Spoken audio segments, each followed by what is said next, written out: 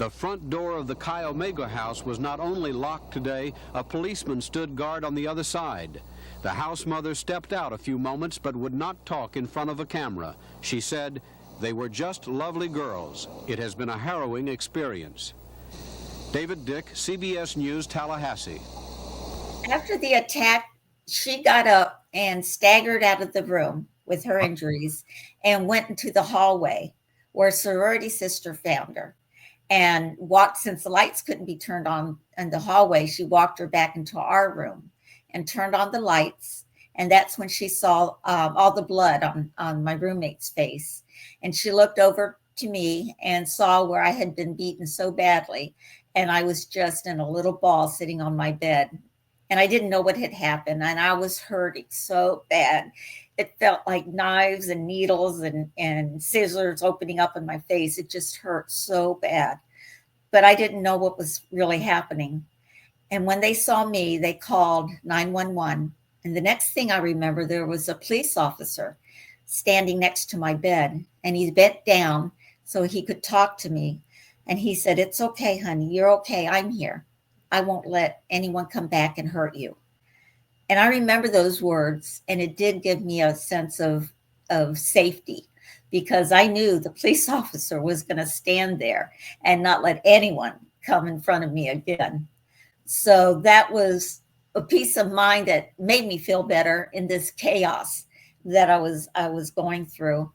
The paramedics came to my room next, and they tended to my wounds, and they put me on a stretcher. And they had to carry me down from the second floor to the first floor, down these beautiful wooden staircase. And they opened the double doors to the sorority and carried me out onto the stairs, onto the sidewalk. And the next thing I know, it's freezing. I had this little blanket around me, this silver blanket, and it was misty and it was cold and it was dark, except all the lights from the police officer were swirling, and the fire truck and the ambulance and the walkie-talkies were squawking as they talked to each other. And as I was carried down a little further down from the sidewalk, I turned my head and I thought I was at a carnival.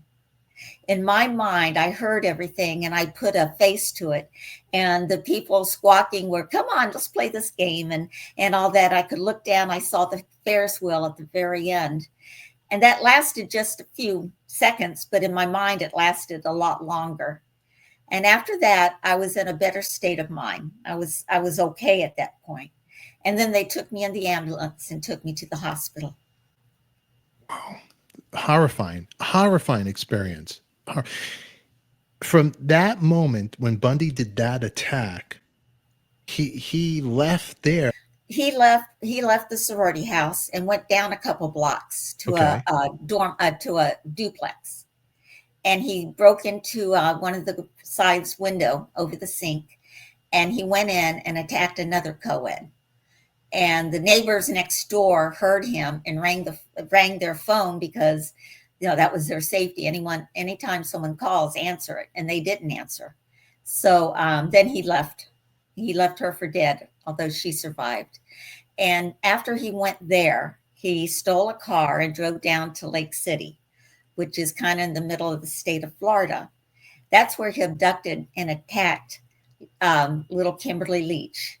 She was 12 years old, and she was just at her school. And he abducted her from the school, and he took her out to the woods, and he attacked her and killed her. When he left that, he was going to Pensacola, and he was going to leave the state of Florida. But before he did, a police officer was stopping him on a traffic violation. So he was stopped. The cop came over to his side and said, "Give me identification." And Bundy opened the door and ran. And the police officer didn't know why. He ran after him and cuffed him and said, "What's going on?" And he said, "You have no clue who I am." And they didn't, because he had fake IDs on him. So it took a while for him to be identified. Now, back in 1978, the states didn't necessarily communicate with the government, the police officers and the law enforcement in the different states.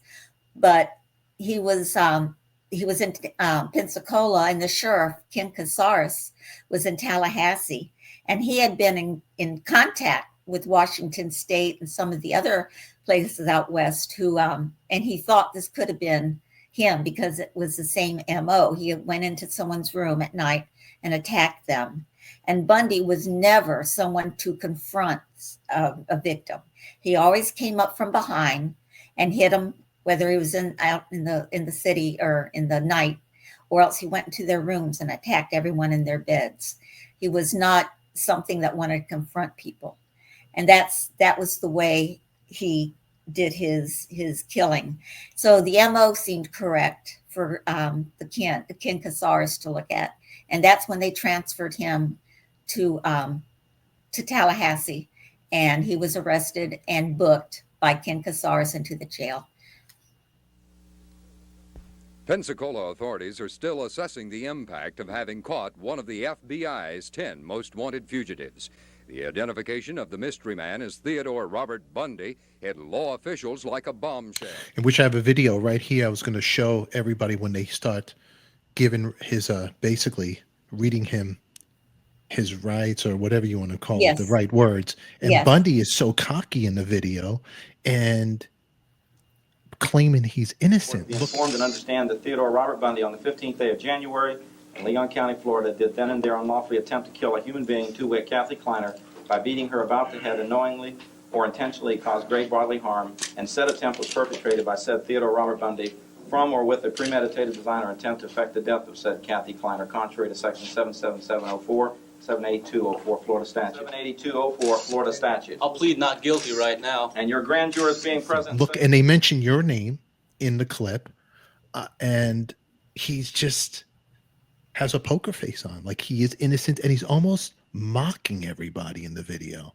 He was like that through the trial, the deposition, the grand jury. He was always that cocky, yucky look. He just knew that, this is going to go over. They're not going to convict me. They don't have enough evidence. And he was wrong because he was convicted.